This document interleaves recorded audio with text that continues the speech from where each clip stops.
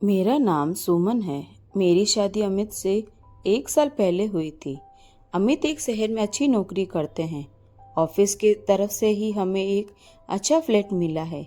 मेरे पति ऐसे बहुत अच्छे हैं, लेकिन अगर मुझसे कोई पूछे तो मैं अपने पति की एक आदत को बदलना चाहूँगी। उनमें थोड़ा ज़्यादा ईगो आ गया है। अपने से छोटे से कभी वो अच्छे से बात नहीं करते।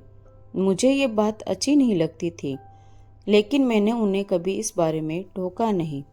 हमारे घर में पहले एक नौकरानी आती थी, लेकिन उनके ऐसे स्वभाव के कारण कोई टिकता नहीं था। उनका कहना था कि अगर ऐसे नहीं कहेंगे तो कोई आजकल कोई काम नहीं करता। शायद उनका ये स्वभाव उनके ऑफिस के अनुभव से आया होगा, क्योंकि उन्हें काम पूरा करवाने का बहुत प्रेशर रहता है। इस कारण उनके स्वभाव में ये कठोरपन आ गया है।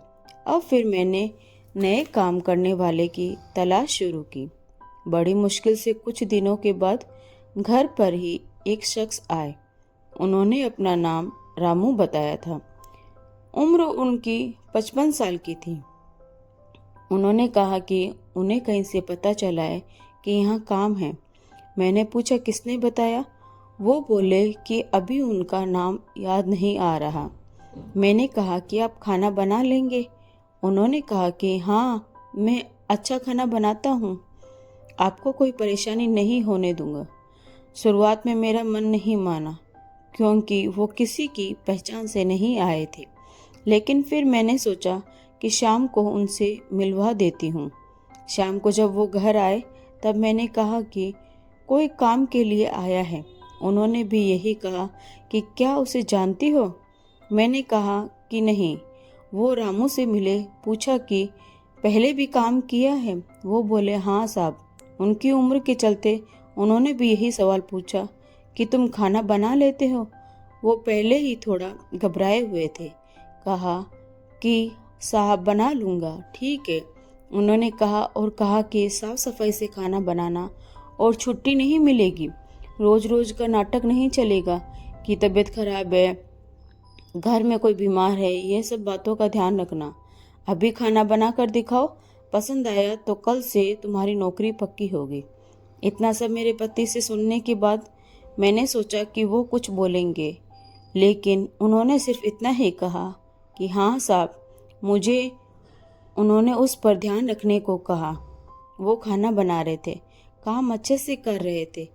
लग रहा था कि उन्हें पहले भी इसका अनुभव था। खाना बनकर तैयार हो गया था। उन्होंने खाना टेबल पर लगाया। मेरे पति ने और मैंने दोनों ने खाना खाया। मुझे खाना अच्छा लगा और मेरे पति के चेहरे पे भी मुझे लग रहा था कि उन्हें भी खाना बहुत पसंद आया। लेकिन उनकी आदत के अनुसार उन्होंने कुछ कहा नहीं। उन्होंने कहा कि खाना ठीक है, कल से आना, लेकिन ध्यान रहे खाना इससे खराब ना बने। इससे अच्छा बना सको तो अच्छा। इतना सुनकर उनके चेहरे पर एक खुशी दिखाई दी। अगली सुबह से वो घर आने लगे। ज़्यादा बातें वो करते नहीं थे, काम कम बोलते थे, सिर्फ अपना काम करते थे। मेरे पति ने मुझे समझाया था कि नज़र रखना और अपना ध्यान रखना। उन्हें देखने से तो ऐसा नहीं लग रहा था, लेकिन उन्होंने कहा कि देखने से पता नहीं चलता। तुम कुछ दिन तक इसकी जानकारी भी निकलवा लेना कहाँ है। मुझे भी उनकी बात सही लगी, क्योंकि वो ऐसे ही अचानक मेरे घर पर आए थे और कहा था कि किसी से पता चला है। उनकी उम्र देखकर मैंने उन्हें रख लिया था। मैंने उनसे उनकी पहचान पत्र मंगवाया था। उन्होंने लाकर दे दिया था। 1 से 2 दिन में मुझे लगा कि ठीक ही है। करीब 5 दिन काम करने के बाद उन्होंने मुझसे एक दिन कहा कि मैडम, थोड़े पैसे एडवांस मिल जाए तो अच्छा होता, मुझे ज़रूरत है। मैंने उनकी बात सुनी और उस समय के मैंने भी अपने पति की तरह सोचा और उन्हें कहा कि नहीं, अभी नहीं मिलेंगे। आपको पहले ही उन्होंने सारी बात बताई थी और मैं साहब से पूछूंगी, ऐसा कहकर मैंने उसकी बात टाल दी। अमित अगले दिन कहते हैं कि उनके ऑफिस के कुछ दोस्त घर शाम को खाना खाने आने वाले हैं। उन्होंने रामू से कहा कि उनके दोस्तों के लिए कल स्पेशल खाना बनाना होगा। उन्होंने कहा ठीक है साहब। शाम उनके दोस्त और उनकी फैमिली भी घर आए। 3 दोस्त के साथ उनकी पत्नी और बच्चे भी थे। खाने में से 5 तरह के पकवान बनाए थे। सबने खाना बड़े चाव से खाया और तारीफ भी की। खाना खाने के बाद हम सब बैठे बात कर रहे थे। रामू अपना काम खत्म करके जाने की तैयारी कर रहे थे। तभी उनके एक दोस्त का मोबाइल नहीं मिल रहा था। मोबाइल महंगा था, साथ ही उसमें ऑफिस की ज़रूरी नंबर और इमेज भी थी, इसलिए वो थोड़ा परेशान हुए। सभी जगह ढूंढ लिया, बच्चों से भी पूछा लेकिन नहीं मिला। फ़ोन लगाने पर फ़ोन भी नहीं लग रहा था। हम सब मिलकर मोबाइल ही ढूंढ रहे थे कि रामू किचन में से आए और कहा कि मैडम मैं चलता हूँ। आज उनके हाथ में एक छोटा सा बैग था। उनके इतना कहने पर मेरे पति ने कहा कि रुको, मोबाइल जो तुमने चुराया है वापस दो। उन्होंने जब सुना तो कहा कि साहब आप क्या बोल रहे हो, चोरी यह तो मैं सपने में भी नहीं सोच सकता। मेरे पति ने कहा ठीक है तो फिर तलाशी दो और चले जाना। यह सुनकर उन्होंने कहा कि नहीं, मैंने जब चोरी नहीं की तो तलाशी क्यों दूं। मेरे पति बोले कि जब चोरी नहीं की तो तलाशी से क्यों डर रहे हो। इतना कहकर वो उनके पास गए और उनके हाथ से जो बैग था उसे लेने लगे। रामू ने बैग पकड़ा और कहा कि साहब छोड़ दीजिए, इसमें मोबाइल नहीं है। मेरे पति को गुस्सा आ गया, कहा कि एक तो चोरी करते हो और उस पर आंखें भी दिखाता है, छोड़ बैग। उन्होंने उसका बैग छीना और उसकी तलाशी ली। उसमें मोबाइल नहीं था बल्कि खाना था। मेरे पति बोले कि तुम खाना चोरी करके ले जा रहे थे। रामू की आंखों से अब आंसू आने लगे। वो बोला कि मैंने चोरी नहीं की, मैडम ने कहा था मैं खाना खाकर जाऊं तो ये मेरे हिस्से का खाना है। मेरे पोते के लिए उसने बहुत दिन हो गए थे अच्छा खाना नहीं खाया। साहब मेरा बेटा होता तो शायद मुझे आज ये दिन देखना नहीं पड़ता। मेरा बेटा 4 साल पहले चला गया, इकलौता बेटा था। घर में अब मैं ही हूँ। उसकी बीमार माँ, मेरी बहू और पोते के लिए बड़ी मुश्किल से घर संभाल रहा हूँ। खाना अच्छा बना तो मैंने सोचा मेरे पोते को खिला दूंगा और उसके चेहरे पर जो खुशी आएगी वो मैं देखना चाहता था।